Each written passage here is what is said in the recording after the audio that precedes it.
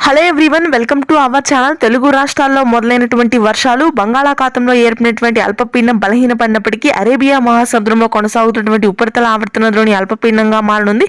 వివరాల్లోకి వెళ్ళి ఏ జిల్లాల్లో వర్షాలు పడతాయి తెలుసుకునే ముందు మీరు ఇంకా మన ఛానల్ కనుక సబ్స్క్రైబ్ చేయనట్లయితే వెంటనే సబ్స్క్రైబ్ చేసి పక్కన ఉన్న బెల్ ఐకాన్ని క్లిక్ చేసేయండి.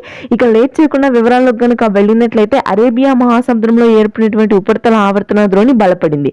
దీని ప్రభావంతో మరొకసారి తెలంగాణ, ఉత్తర కోస్తా, అదేవిధంగా మధ్యాంధ్ర జిల్లాల్లో భారీ వర్షపాతం నమోదవుతుందని వాతావరణ కేంద్రం వెల్లడించింది.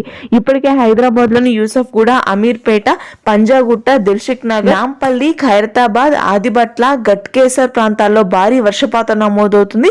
రానటువంటి 3 రోజుల్లో ఈ వర్షాలు మరింతగా పెరగనున్నాయి. ఖమ్మం, భద్రాద్రి, నల్గొండ, కరీంనగర్, వరంగల్, వనపర్తి, వికారాబాద్, జయశంకర్, భూపాల్పల్లి, యాదాద్రి, సిరిసిల్ల ప్రాంతాల్లో కూడా ఈ రోజు రాత్రికి తేలికపాటి నుంచి మోస్తరు వర్షపాతం ఉంటుంది. ఇక భారీ వర్షాలు మధ్యాంధ్ర, ఉత్తరాంధ్ర జిల్లాలో నమోదు కానున్నాయి. అత్యధికంగా శ్రీకాకుళం, విజయనగరం, విశాఖపట్నం ప్రాంతాల్లో భారీ వర్షాలు, గుంటూరు, కృష్ణా, కోనసీమ ప్రాంతాల్లో ఆకాశం మేఘావృతమై తేలికపాటి చిరుజల్లులు నమోదవుతాయి. ఇవాళ రానున్నటువంటి 3 రోజుల్లో వర్షాలు పెరుగుతాయి.